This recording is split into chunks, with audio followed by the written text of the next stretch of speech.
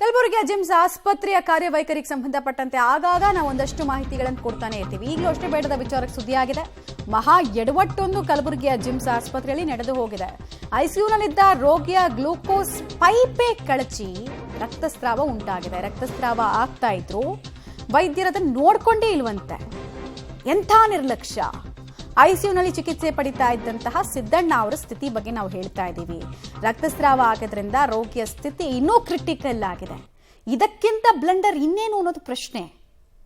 ನೋಡಿ, ಐಸಿಯುನಲ್ಲಿ ಚಿಕಿತ್ಸೆ ಪಡಿತಾ ಇದ್ದಂತಹ ಸಿದ್ದಣ್ಣ ಅವರ ಸ್ಥಿತಿ ಹೆಂಗಿದೆ ಅನ್ನೋದಕ್ಕೆ ಎಕ್ಸ್ಕ್ಲೂಸಿವ್ ಫೋಟೋಗಳನ್ನು ತೋರಿಸ್ತಾ ಇದ್ದೀವಿ ನಾವು. ರಕ್ತಸ್ರಾವ ಆಗಿರೋದ್ರಿಂದ ಈಗ ಮತ್ತಷ್ಟು ಕ್ರಿಟಿಕಲ್ ಆಗಿದ್ದಾರಂತವರು. ಅದಕ್ಕೆ ರಿಲೇಟೆಡ್ ಆಗಿ ಗ್ಲೂಕೋಸ್ ಪೈಪ್ ಕಳಚಿ ಬ್ಲೀಡಿಂಗ್ ಹೆಂಗೆ ಆಗ್ತಿದೆ ಅನ್ನೋದಕ್ಕೆ ಸಂಬಂಧಪಟ್ಟಂತೆ ನಮ್ಮ ಹತ್ರ ಫೋಟೋಸ್ ಕೂಡ ಸಿಗ್ತಾ ಇದೆ, ವಿಡಿಯೋ ವಿಜುವಲ್ಸ್ ಕೂಡ ಲಭ್ಯ ಆಗ್ತಾ ಇದೆ.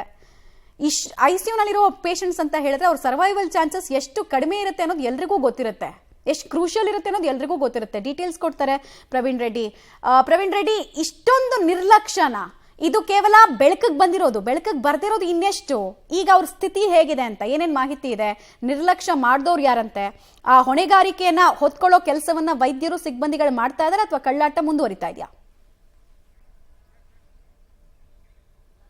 ಮಮತಾ, ಇಲ್ಲಿವರೆಗೂ ಕೂಡ ಈ ಒಂದು ಪ್ರಕರಣದ ಸಂಬಂಧ ಏನಂದ್ರೆ ಅಲ್ಲಿರುವಂತಹ ಯಾವುದೇ ಅಧಿಕಾರಿಗಳಿಗೆ ಈ ರೀತಿ ಎಡವಟ್ಟು ಏನು ಸಿದ್ದಣ್ಣ ಅಂತ ಕಳೆದ 3-4 ದಿನಗಳ ಹಿಂದೆ ವಿಷವನ್ನು ತೆಗೆದುಕೊಂಡಿರ್ತಾನೆ. ಹೀಗಾಗಿ ಆತನನ್ನು ಅವರ ಕುಟುಂಬಸ್ಥರು ಆ ಜಿಮ್ಸ್ ಆಸ್ಪತ್ರೆಗೆ ದಾಖಲಿಸ್ತಾರೆ.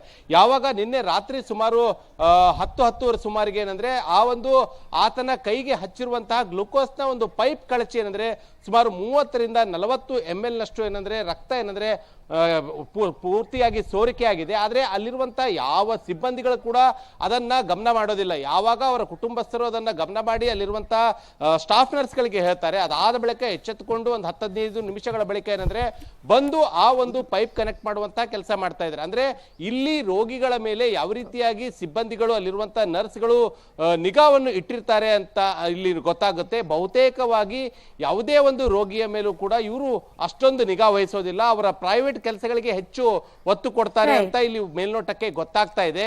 ಅದರಲ್ಲೂ ಕೂಡ ಏನಂತಂದ್ರೆ ಈ ಒಂದು ಘಟನೆಯ ಬಳಿಕವೂ ಕೂಡ ಇಲ್ಲಿವರೆಗೂ ಕೂಡ ಜಿಮ್ಸ್ ಆಸ್ಪತ್ರೆ ಯಾವ ಸಿಬ್ಬಂದಿಗಳು ಕೂಡ ಇದರ ಬಗ್ಗೆ ಇಲ್ಲಿವರೆಗೂ ಕೂಡ ರಿಯಾಕ್ಟ್ ಮಾಡಿಲ್ಲ.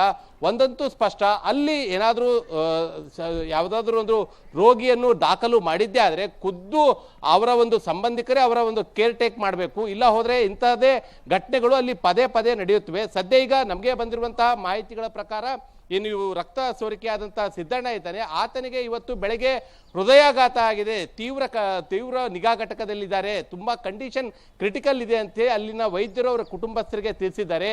ಹೀಗಾಗಿ ಸಾವು ಬದುಕಿನ ನಡುವೆ ಈಗ ಸಿದ್ದಣ್ಣ ಹೋರಾಟ ನಡೆಸ್ತಾ ಇದ್ದಾರೆ. ಮಮತಾ, ಧನ್ಯವಾದ ತಮ್ಮೆಲ್ಲ ಮಾಹಿತಿಗಾಗಿ. ಒಟ್ಟಿನಲ್ಲಿ ಈ ಆಸ್ಪತ್ರೆ ಸಿಬ್ಬಂದಿಗಳ ಮಹಾ ಪ್ರಮಾದಕ್ಕೆ ಸಂಬಂಧಪಟ್ಟಂತೆ ನಾವು ಮಾಹಿತಿ ಕೊಡ್ತಾ ಇದ್ವಿ. ಆಸ್ಪತ್ರೆಗೆ ಬಂದ್ರೆ ಚಿಕಿತ್ಸೆ ತಗೊಂಡು ಗುಣಮುಖರಾಗಿ ಆಚೆ ಬರ್ಬೋದು ಅನ್ನೋ ಲೆಕ್ಕಾಚಾರ ಪಾಪ ರೋಗಿಗಳದ್ದು.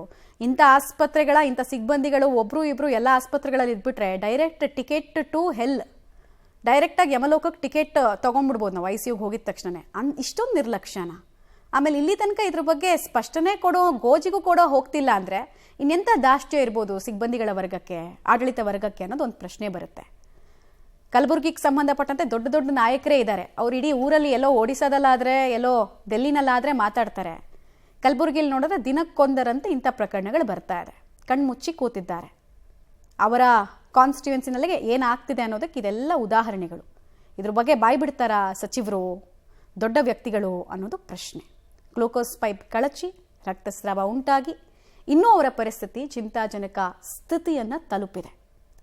ಇದು ಗೊತ್ತಾಗಿರೋ ಬೆಳಕಿಗೆ ಬಂದಿರೋ ಒಂದು ಪ್ರಕರಣ. ಈ ಥರ ಇನ್ನು ಸರ್ಜರಿನಲ್ಲೆಲ್ಲ ಇನ್ನೆಷ್ಟು ಎಡವಟ್ಟು ಮಾಡಿರ್ತಾರೆ. ಏನು ಕ್ರೆಡಿಬಿಲಿಟಿ ಉಳ್ಕೊಳ್ತು ಈ ಆಸ್ಪತ್ರೆಗೆ? 24 hours ಕಾನ್ಸ್ಟೆಂಟ್ ಮಾನಿಟ್ರಿಂಗನ್ನು ಮಾಡಬೇಕು ಅಂತಲೇ ಐಸಿಯುಗೆ ಹಾಕೋದು. ಐಸಿಯುದು ಫುಲ್ ಫಾರ್ಮೇ ಅದಲ್ವಾ?